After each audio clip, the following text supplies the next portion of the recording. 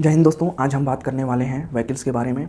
और आज हम इस व्हीकल्स के बारे में पूरी डिटेल से अध्ययन करेंगे। इसका स्ट्रक्चर कैसा होता है, इसका फंक्शन कैसा होता है और इसके मतलब और अदर प्रॉपर्टीज़ के बारे में पूरी डिटेल से अध्ययन करेंगे। चलिए देखते हैं तब व्हीकल्स के बारे में।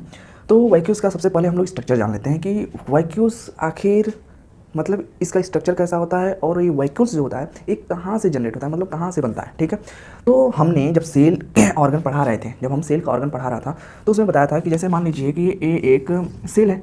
ठीक है, एक सेल, इसके अंदर इसके सेल के ऑर्गन्स होंगे। तो उस सेल के अंदर हमने बताया था कि एक न्यूक्लियस होता है, न्यूक्लियस से जुड़ा ये क्या होता है, एंडोप्लाज्मिक रेटिकुलम। उसके बाद गोल्गी बॉडी होती है, उसके बाद अदर ऑर्गन्स होते हैं। ठीक है, तो ये क्या होता है कि जो ये व्हीकल्स का फॉर्मेशन होता है, व्हीकल्स का निर्माण होता है, इन्हीं endoplasmic reticulum and Golgi body के जरिए होता है। यही मतलब मेनली फंक्शन तो ये करता है, मेनली इनका जो फॉर्मेशन होता है वो एंडोप्लाज्मिक रेटिकुलम ही करता है। व्हीकल्स का मेनली जो फॉर्मेशन करता है वो एंडोप्लाज्मिक रेटिकुलम ही करता है। बट जो गोल्गी अपैरेटस होती है, वो व्हीकल्स में, जो व्हीकल्स का फॉर्मेशन कौन करता है, तो एंडोप्लाज्मिक रेटिकुलम। उसके बाद जब वो गोल्गी बॉडी के संपर्क में आती है तो गोल्गी बॉडी उसको मॉडिफिकेशन कर देती है, उसका मॉडिफिकेशन कर देती है। क्यों मॉडिफिकेशन की जरूरत पड़ती है? क्योंकि बिना मॉडिफिकेशन एंडोप्लाज्मिक रेटिकुलम से निकला हुआ माल, ठीक है, मतलब व्हीकल्स काम करने योग्य नहीं होता है, वो फंक्शन करने के लिए पूर्ण रूप से तैयार नहीं रहता है। तो उसको मॉडिफाई करने के लिए भेज दिया जाता है गोल्गी बॉडी में। गोल्गी बॉडी उसको मॉडिफाई कर देती है, तो अब रेडी होता है, अब वो रेडी होता है अपने पूरे फंक्शन करने के लिए, मतलब उसका जो भी कार्य होता है वो अपना कार्य करने के लिए रेडी हो जाता है। ठीक है, तो ये व्हीकल्स एक राउंड शेप आकार का होता है। ये क्या होता है, इसका स्ट्रक्चर तो राउंड शेप जैसे होता है, मतलब गोल संरचना होती है इसकी। जबकि ये प्लांट सेल की बात की जाए, ये दोनों में पाया जाता है, animal cell and plant cell दोनों में पाया जाता है। तो ये प्लांट सेल में लार्ज टाइप के होते हैं, मतलब ये जो प्लांट सेल के अंदर जो होते हैं व्हीकल्स, ये लार्ज टाइप के होते हैं, मतलब बड़े आकार के होते हैं। क्यों बड़े आकार के होते हैं इसकी बात कर लीजिए, क्योंकि जो पेड़ पौधे होते हैं उनको समय समय पे पानी तो मिल नहीं पाता है। इसका मेन फंक्शन यही होता है व्हीकल्स का कि वो पानी को इकट्ठा करने का काम ज़्यादातर करता है, मतलब पानी को ज़्यादातर इकट्ठा करके रख लेता है, अपने अंदर स्टोरेज करने की क्षमता इसके पास होती है, पानी को स्टोरेज करने की क्षमता। तो जो प्लांट सेल है इसमें यदि बड़ा नहीं रहेगा, व्हीकल्स इसमें बड़ा नहीं रहेगा, तो क्या बताऊँ, पेड़ पौधा को समय समय पे आप लोग जाके पानी पिलाते हो नहीं? उसको जब प्यास की जब महसूस होती है, पेड़ पौधे को जब प्यास लगती है, तो क्या वो आपसे पानी मांगता है? नहीं मांगता। तो वो इसलिए नहीं मांगता है क्योंकि प्लांट सेल के पास बड़े बड़े वैक्यूल्स है, वो अपने वैक्यूल्स के अंदर पानी को स्टोरेज कर लेते हैं और वो अपने समय समय पर आवश्यकता अनुसार उस पानी को लेते रहते हैं। ठीक है, जबकि एनिमल सेल में ऐसा नहीं होता है। एनिमल सेल को जब जैसे ही पानी की आवश्यकता होगी, जैसे ही पानी प्यास लगेगी, वैसे जाके पानी का पूर्ति कर लेते हैं, पी लेते हैं पानी।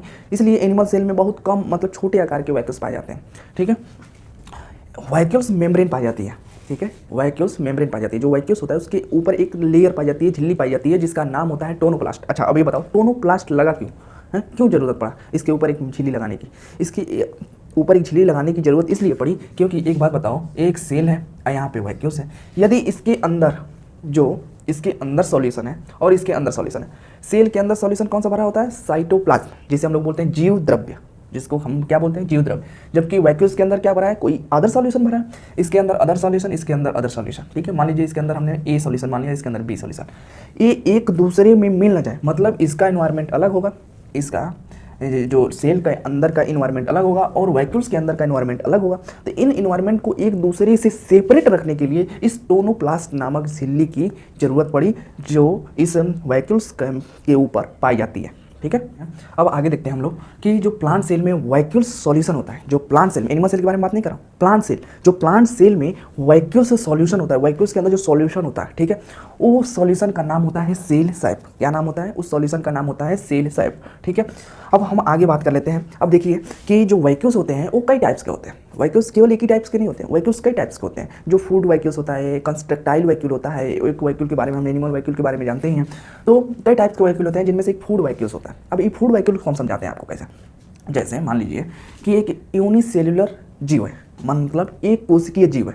अब एक कोशिकीय जीव के बारे में हम जानते हैं तो वो एक अमीबा के बारे में बहुत अच्छी तरह से हम लोग जानते हैं, अमीबा के बारे में, कि अमीबा एक कोशिकीय जीव है, यूनिसेल्युलर जीव है। ठीक है, तो हम एक अमीबा का फिगर बना दे रहे हैं। ठीक है, अमीबा का फिगर कैसे ही बनाओगे, अमीबा बन जाएगा। क्यों? क्योंकि अमीबा एक कोशिकीय होता है और उसका आकार अनियमित होता है। ठीक है, अब उसके अंदर एक न्यूक्लियस पाई जाती है। क्या पाई जाती है? अमीबा के अंदर एक न्यूक्लियस पाई जाती है जो इस पूरी इसके बॉडी को कंट्रोल करके रखती है। यही न्यूक्लियस क्या वो करती है? इसके बॉडी को कंट्रोल करके रखती है। अब हम समझने वाले हैं फूड वैक्यूल्स के बारे में। ठीक है, तो एक प्रक्रिया आती है फाइगोसाइटोसिस। इस फाइगोसाइटोसिस के जरिए, ठीक है, यह अमीबा इस फाइगोसाइटोसिस के जरिए इस फूड को, ये क्या है, ये फूड है मतलब भोजन है, ठीक है, इस फूड को फाइगोसाइटोसिस के जरिए इसको एंगल्फ कर लेगा। क्या कर लेगा, इस फूड को, इस भोजन को फाइगोसाइटोसिस के जरिए एंगल्फ कर लेगा, और एंगल्फ कर लेगा तो ये इसके बॉडी के अंदर ही चला जाएगा, ठीक है, इसकी बॉडी के अंदर ये चला जाएगा। अब ये बताओ, ये तो फूड है ना जी, ये तो भोजन है, तो इसके अंदर एनर्जी होगी, ये फूड है, भोजन है, तो इसके अंदर एनर्जी होगी। यह फूड जैसे ही एंगल्फ करता है अमीबा, यह फूड जैसे ही अमीबा एंगल्फ करता है तो इस फूड को ब्रोक किया जाता है, मतलब ब्रेक किया जाता है, तोड़ा जाता है। इस फूड को क्या किया जाता है, इसके अंदर तोड़ा जाता है, और जब ये तोड़ा जाता है तो इससे इसको एनर्जी प्राप्त होती है। क्या प्राप्त होती है, इससे एनर्जी प्राप्त होती है। तो ऐसा नहीं कि मान लीजिए ये फूड को कंटिन्यूसली 3-4 फूड को अपने अंदर एंगल्फ कर दिया तो ये तुरंत जाके 3-4 फूड तुरंत उसको एनर्जी प्रोवाइड करेंगे, नहीं। ये क्या कहोगे कि ये वैक्यूल्स के टाइप के अनुसार, मतलब ये कुछ समय तक उसी तरह पड़े रहेंगे, जब इसको एनर्जी की आवश्यकता होगी तब यह ब्रेक होगा और इसको एनर्जी प्रोवाइड करेगा, ठीक है। तो ये एक फूड वैक्यूल्स के बारे में हम लोग जानते हैं, ठीक है। ये क्या होता है, यूनिसेल्युलर सेल है जो अमीबा है, ठीक है, अमीबा, ठीक है। अब इसके आगे हम इसके फंक्शन के बारे में जान लेते हैं कि मतलब वैक्यूल्स का फंक्शन क्या होता है, ठीक है। अब इस वैक्यूल्स के फंक्शन के बारे में जानते हैं, ठीक है, इस वैक्यूल्स के फंक्शन के बारे में जान लेते हैं।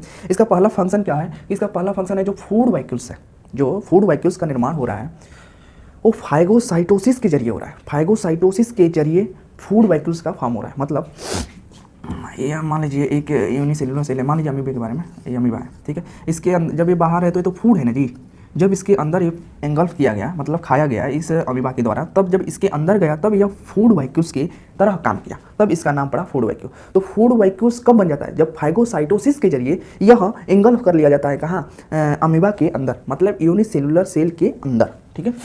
दूसरा बात की जाए कंट्रेक्टाइल वैक्यूल्स, एक वैक्यूल होता है कंट्रेक्टाइल वैक्यूल, जो ऐसा वैक्यूल होता है कि ये राउंड शेप होगा, राउंड शेप का होगा, बट यह क्या होगा, कंट्रेक्टाइल वैक्यूल्स होता है, मतलब ये पिचकता फूलता रहता है, ठीक है। तो इससे क्या होता है, इस वैक्यूल्स के द्वारा क्या होता है कि इसके अंदर जो एक्स्ट्रा वाटर होता है, इसके अंदर जो एक्स्ट्रा वाटर होता है वो सेल से बाहर निकल जाता है। इसके अंदर क्या होता है, एक्स्ट्रा वाटर वो सेल के अंदर सेल से बाहर निकल जाता है, ठीक है, सेल से बाहर निकल, जैसे हमारा हृदय, ठीक है, हृदय, जैसे हमारा हृदय, हार्ट, तो ये क्या करता है, पंप करता है, ये क्या करता है, पंप करता है। तो ये क्या होता है, एक बार संकुचन की क्रिया होती है, एक बार प्रकुंचन की क्रिया होती है, ठीक है, एक बार संकुचन, एक बार प्रकुंचन, ठीक है। तो उसमें क्या होता है कि ये पंपिंग की क्रिया होती है, पंप करता है, ठीक है। उसी तरह एक कंट्रेक्टाइल वैक्यूल जो होता है ये भी पंप करता है, ठीक है। तो ये पंप करता है, तो एक लिमिट एरिया में पंप करता है, ऐसा नहीं कि एकदम पूरा पंप करता है, पूरा पंप कर देगा तो पूरा पानी निकल जाएगा।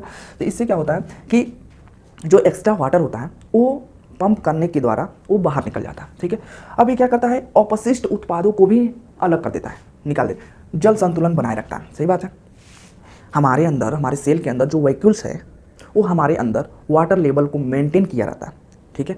यदि हमें 1%, यदि वैक्यूल्स में, हमारे कोशिका में 1% जल की कमी होती है तो हमें प्यास लगती है, क्या लगती है, हमें प्यास लगती है। और जब हमें 10% की मतलब पानी की कमी होती है, वैक्यूल्स में 10% या कोशिका में 10% पानी की कमी होती है तो आदमी मर जाता है, ठीक है। अब एक बात और बता दें कि जो ये वैक्यूल्स है, इस वैक्यूल्स में ऐसे सॉल्यूशन होते हैं जो प्लांट सेल की बात कर रहा हूँ बेसिकली, कि जो प्लांट सेल में जो वैक्यूल्स होते हैं, उन वैक्यूल्स में जो सॉल्यूशन होता है वो कुछ ऐसे सॉल्यूशन होते हैं जो सुगंध में अलग टाइप के होते हैं, जो जिससे कि जो चारे वाले पशु होते हैं, जैसे गाय भैंस हो गए, तो ये गाय भैंस क्या करते हैं, जब किसी प्लांट को खाने जाते हैं तो ये उस सुगंध के द्वारा क्या होता है, उस सुगंध के द्वारा उस पेड़ पौधे को नहीं खाते, जिससे उस पेड़ पौधे की रक्षा हो जाती है, मतलब प्रोटेक्ट हो जाते हैं, ठीक है। ये जो वैक्यूल्स होता है ये 90% पेड़ पौधों में 90% सेल के अंदर स्थान घेर के रखता है। 90% सेल का 90% भाग ये वैक्यूल्स ही होता है। क्यों? क्योंकि इसमें पानी की आवश्यकता बहुत ज़्यादा होती है। पेड़ पौधों में पानी की आवश्यकता बहुत ज़्यादा होती है, स्टोरेज करने की क्षमता ज़्यादा रहना ही चाहिए। अगर ज़्यादा नहीं रहेगा तो आदमी थोड़ी समझ पाता है कि पौधे को कब प्यास लग रही है। जब पौधे को प्यास लगती है तो वो अपने अंदर वैक्यूल से पानी का पूर्ति कर लेता है, जिससे पेड़ पौधे निरंतर आगे बढ़, मतलब निरंतर उनकी वृद्धि होती रहती है।